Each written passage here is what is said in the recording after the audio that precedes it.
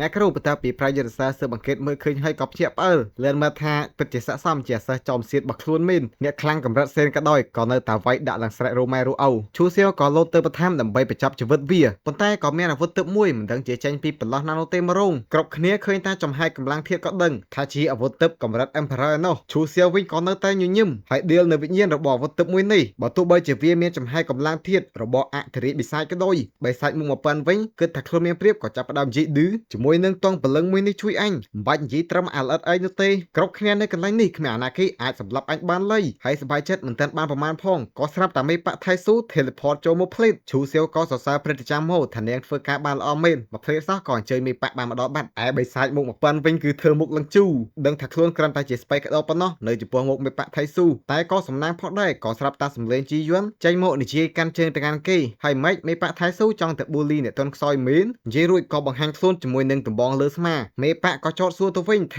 ពួកបិសាចបានលួចចូលមកក្នុងទឹកដីរបស់មនុស្សលោកហើយចង់លួចសម្លាប់មនុស្សលោកដើម្បីចម្រាញ់ទងពលឹងទៀតហាឡូនៅមានមុខមកនិយាយថាអញប៊ូលីអ្នកទន់ខ្សោយទៀតជីយន់ក៏ទទួលស្គាល់ពីរឿងមួយនឹងហើយក៏ឲ្យនាងប្រាប់មកចង់បានអីទើបអាចដោះលែងអ្នកកញ្ជ្រោងនឹងបានឬភ្លាមឈូសៀវក៏ចេញមកនិយាយភ្លេតថាបិសាចកញ្ជ្រោងនឹងចាញ់ក្រោបស្នាដៃរបស់ខ្លួននោះទេរួចក៏ដាក់សំណើទៅបើសិនជាចង់ឲ្យគេដោះលែងត្រូវតែបកលនៅផ្កាឈូកទឹកមួយជាមួយនឹងចិញ្ចៀនលំហរបស់វាឬសំណើនឹងហើយជីយន់ក៏ធ្វើមុខឡើងស្អុយអាបកាច់នេះពិតជាហ៊ាននិយាយមែនគិតថាបកបិសាចរបស់អញនឹងវាមានណាស់ណាអីមេប៉ក៏ចេញមកគម្រាមបន្ថែមខ្លាចវាអត់អោយបែបនេះជីយន់ក៏សន្យាទៅថានឹងប្រកល់ផ្កាឈូកមួយនឹងអោយក្នុងរយៈពេល3ថ្ងៃមេប៉ក៏អូខេយល់ព្រមអនុញ្ញាតឲ្យគេយកបិសាចបុកមកប៉ាន់ទៅជាមួយបានប៉ុន្តែតងពលឹងមួយនេះគឺមិនអាចយកទៅវិញបាននោះទេព្រោះថាវាបានសម្លាប់មនុស្សរាប់អត់អស់ជីយន់ទោះបីជាមិនសុខចិត្តក៏មិនមានតបឲ្យដែរបានចាប់អូសកោបិសាចមុខមកប៉ាន់ទៅជាមួយបាត់អូខេនាយកឡើងទីក្រុងមួយនឹងក៏មានសន្តិភាពដូចដើមវិញចឹងទៅឯគេឈ្មោះរបស់ឈូសៀវគឺកាន់តែល្បីល្បាញទៀតរឿងដែលគេនៅកម្រិត BR នោះទេប៉ុន្តែបែរជាអាចផ្ដួលបិសាចខ្លាំងដែលនៅកម្រិតសេនបានឯឈូសៀវក៏អង្គុយផឹកតែស្ដាប់ពួកគេសើខ្លួនឯងធ្វើមិនដឹងម៉ងឌៀវិញក៏មកអង្គុយនិយាយគ្នាជាមួយនឹងកញ្ញាមេប៉ាដែលឡូវនេះនាងខ្លែងខ្លួនជាចែហួរចែហួរក៏សួរម៉ងឌៀទៅថាសិស្សសំណប់ចិត្តបើនាងនៅណាហើយមួយទៀតមិនឯងនិយាយថាចង់មកវិស្មកាលទេអីហើយមិនបានជាមកដល់ទីក្រុងសាំងជិននឹងដែរប្រកាសជាមកតាមការពីអាសិស្សសំណប់ចិត្តនឹងហ្មងម៉ងឌៀក៏នៅតែមិត្តរឿងថាមិនមែនទេ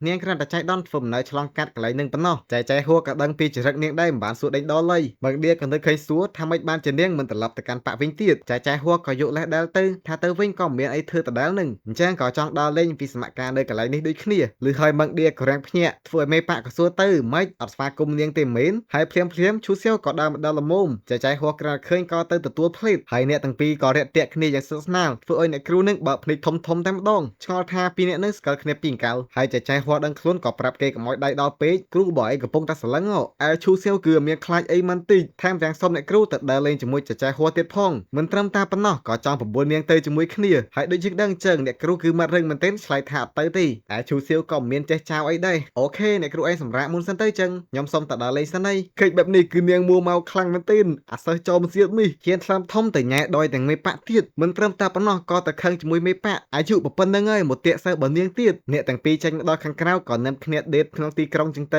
ៅហើយឈូសៀវគឺប្រកាយយកចិត្តស្រីមែនទែនបាទទៅសវ៉ាទិញបាននៅស្នៀកសក់មួយជាកាដូឲ្យចែហួរបញ្ជោថានាងពាក់វាទៅគឺពិតជាសមមែនទែនចែហួរនៅតែរាំងអៀនព្រោះដឹងថាម៉ងឌៀកំពុងតែតាមដានពួកគេឯឈូសៀវក៏នៅតែមុខក្រាស់អាយ៉ាពួកយើងមានបានទៅធ្វើរឿងអាក្រក់អីណាអ្នកគ្រូប្រកាសជាមិនយល់ទើសអីនោះទេតែចែហួរនៅតែរាំងថាទើសចិត្តអញ្ចឹងព្រោះនាងមួយម៉ងឌៀគឺជាមិត្តភក្តិមួយគ្នាតិចដូចចប៉ែនឹងគិតថាឯងគូចាស់ស៊ីស្មោកខ្ចីទៅឯឈូសៀវក៏សរសើរផងដែរថាអ្នកគ្រូប្រកែកតាមមែនឯអ្នកគ្រូវិញគឺពិតជាមូម៉ៅជាខ្លាំងបើតាមមើលគឺប្រច័ណ្ឌមិនស្ទើរទេនោះតែក្នុងចិត្តក៏គិតថានេះគឺដោយសារតែឈូសៀវមិនបានដឹងពីអត្តសញ្ញាណពិតរបស់ចែហួរបើដឹងថានាងគឺជាមេប៉ាវាប្រហែលជាមិនប្រហើនដល់ថ្នាក់នឹងទេហើយបន្តមកឈូសៀវមួយចែហួរក៏លេងខ្វល់ពីនាងទៀតដែរដល់លេងសើចសប្បាយតែគ្នាគេពីរនាក់នឹងទៅបែបនេះក៏ធ្វើឲ្យអ្នកគ្រូបានចាប់អារម្មណ៍ដឹងថាខ្លួនឯងដូចជាមិនស្នុកចិត្តស្ទោះឬមួយក៏នាងកំពុងតែប្រច័ណ្ឌតែយ៉ាងណាក៏មិនទទួលស្គាល់ថាខ្លួនប្រច័ណ្ឌនោះឡើយក៏ហក់ខ្លួនឯងមូលហេតុដែលនាងអត់ស្នុកចិត្តនឹងគឺដោយសារតែមិនចង់ឲ្យ best friend របស់ខ្លួនខ្លាចជាជនរងគ្រោះទី2របស់ឈូសៀវដូចជានាងឯឈូសៀវមួយចែហួរនេះវិញក៏ដើរទៅជួបជាមួយក្មេងម្នាក់ពោលទៅលក់ផ្កាឈូសៀវបានឱកាសក៏ទៅទិញមួយហើយយកមកសៀតលើសក់ឲ្យនាងសរសើរថាពិតជាស្រស់ស្អាតមែនតែបើប្រៀបធៀបគ្នាទ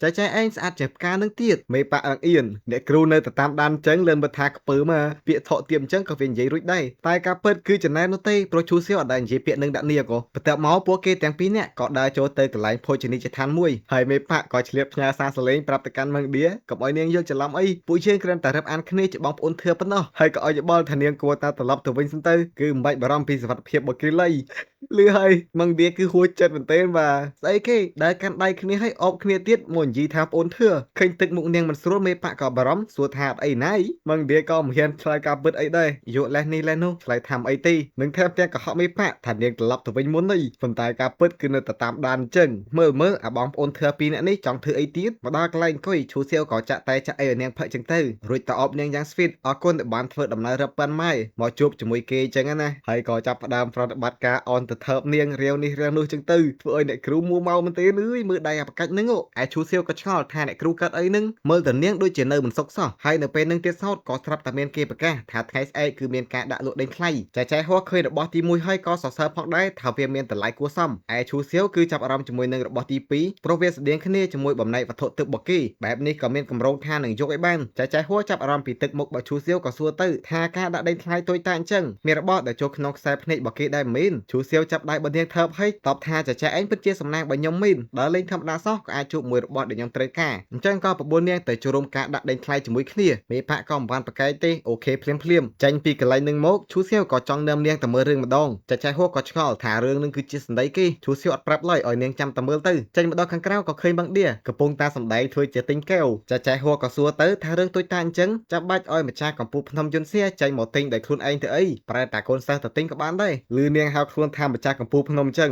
ម៉ងឌៀគឺមូម៉ៅក្នុងចិត្តហ្មងនៅតែពីរនាក់ហៅឯងម៉ងឌៀដល់ពេលនៅមួយឈូសៀវមកហៅឯងឡើងម្ចាស់កម្ពុជាភ្នំឈូសៀវឃើញថាមិនស្រួលក៏យកលេសដាក់មេប្រួយភ្លេតប្រាប់ថាចាំខ្ញុំទៅទិញអីឲ្យផឹកហើយចែហួរក៏រំលឹកម៉ងឌៀកុំឲ្យនាងផ្លិតមិត្តអីសោះព្រោះឈូសៀវមិនបានដឹងពីអត្តសញ្ញាណពិតប្រាកដរបស់នាងឡើយក្រែងនាងផ្លិតមិត្តធ្វើឲ្យឈូសៀវដឹងទៅវាមើលមុខគ្នាមិនចំតែការពិតអបកាច់មួយនឹងវាដឹងតាំងពីដើមម៉េះម៉ងឌៀវិញក៏សួរទាំងមិនពេញចិត្តថាម៉េចបានជានាងទៅស្និទ្ធស្នាលជាមួយនឹងអាឈូសៀវដល់ថ្នាក់នឹងឯងគឺជាមេប៉ាក់ទាំងមូលតែចែហួរនៅតែប្រកែកកុំឲ្យនាងយល់ច្រឡំឈូសៀវបានដឹងពីអត្តសញ្ញាណពិតរបស់ខ្ញុំនោះទេណាមួយពួកយើងក៏មានត្រូវអីមួយគ្នាដែរគ្រាន់តែគេនឹងចង់ហៅខ្ញុំថាចែអញ្ចឹងក៏មិនដឹងជាបដិសេធថាម៉េចឡើយម៉ងឌៀក៏សួរទាំងមុខស្អុយអីគេគឺជាបងប្អូនធើដែលដើរចាប់ដៃគ្នាផងអបគ្នាផងថើបគ្នាផងមែនចែហួរប្រកែកយ៉ាងណាក៏ម៉ងឌៀមិនជឿដែរនិយាយបកទៅវិញថានាងបានឃើញអស់ហើយបែបនេះចែហួរក៏សួរបដ ாய் ទៅថាឯងកំពុងតែប្រច័ណ្ឌមែនឯងធ្វើអញ្ចឹងអត់ល្អទេណាឈូសៀវគឺជាសិស្សរបស់ឯងមកប្រច័ណ្ឌមួយសិស្សអញ្ចឹងមិនកើតហើយណាមួយឯងក៏មានផ្ទៃពោះទៀតសោតមិនអាចធ្វើរឿងក្បត់គ្នាអញ្ចឹងវិញម៉ងឌៀក៏យកលេសថាមិនបានប្រច័ណ្ឌបានអីទេគ្រាន់តែគិតថាពួកឯងទាំងពីរនាក់គឺមិនសមគ្នាប៉ុណ្ណោះចែហួរក៏តបថាមិនបាច់ភ័យនោះទេឈូសៀវធ្លាប់បាននិយាយប្រាប់នាងអីថាមនុស្សស្រីចាស់គឺប្រកែកថ្នមហើយនឹងក៏ជាមូលហេតុដែលកើតស្រឡាញ់ខ្ញុំផងដែរ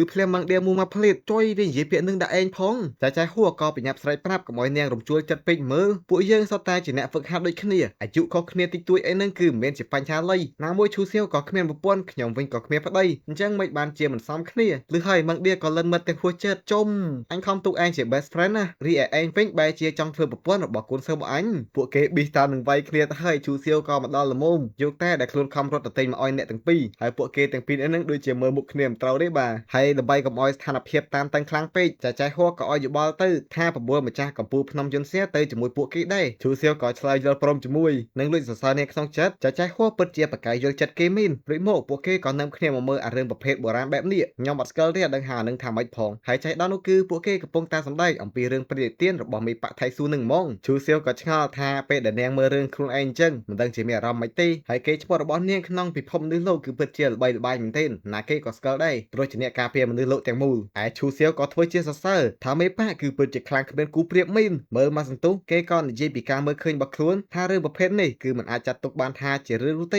េដែលហៅថារឿងនឹងគឺតើតែមានរូបភាពមានសម្លេងមានចលនាអញ្ចឹងទៅមេប៉ាក់ឮហើយក៏ឆ្ងល់បដ ாய் ព្រោះពិភពលោកមួយនេះគឺមិនដែលមានរឿងប្រភេទនឹងឡើយឈូសៀវក៏បន្តថាបើសិនជាពួកគេឲ្យមនុស្សពិតប្រាកដទៅសម្ដែងធ្វើជាមេប៉ាក់ថៃស៊ូហើយសម្ដែងខ្សែជីវិតបញ្ញាសាជាថ្មីរួចមកប្រើនៅគ្រីស្តាល់នៃការចងចាំទៅថតទុកនោះលទ្ធផលគឺដឹងតែល្អមើលយ៉ាងនេះមិនខានគ្រាន់តែលឺភ្លាមអ្នកគ្រូក៏បើកភ្នែកស្លើភ្លេតព្រោះនឹកឃើញថាឈូសៀវក៏ធ្លាប់បានប្រើក្បាច់មួយនឹងទៅថតទុកនៅសកម្មភាពរបស់ពួកគេទាំងពីរនាក់ធ្វើអីគ្នាផងដែរឯមេប៉ាក់វិញក៏សរសើរថាពិតជាគំនិតល្អភ្លាមក៏មានអបិណាម្នាក់ទៀតបានចូលមកសរសើរដូចគ្នាលបងឈូពិតឆ្លាតមែនអូណែខ្ញុំគ្រាន់តែដើរកាត់ឲ្យស្ដាប់ឮដោយចៃដន្យនោះទេតែគំនិតរបស់លបងឯងគឺពិតជាអស្ចារ្យមែនឈូសៀវក៏សម្លឹងមុខទាំងឆ្ងល់បែបនេះអបិនឹងក៏បញ្ញាប់ណែនាំខ្លួនថាវាគឺមកពីគ្រួសារយាយមានឈ្មោះថងយូឈូសៀវក៏សម្ដែងនៅការគួសមរាក់ទាក់អីទៅវិញទៅតែក្នុងចិត្តក៏ឆ្ងល់ថាអបិនឹងរកខ្លួនមានកាយដែរអបិយាយក៏មកគៀកគេភ្លេតមកសួរគេអំពីរបៀបផលិតរឿងនឹងឲ្យបានលម្អិតព្រោះគិតថាគឺអាចរកលុយពីវាបានច្រើនហើយតាមមើលទៅពួកគេទាំងពីរនាក់ក៏និយាយត្រូវ គ្នាភ្លេតបាទអញ្ចឹងឈូសៀវក៏ប្រាប់ពីរបៀបថតរឿងឡើងលម្អិតហ្មង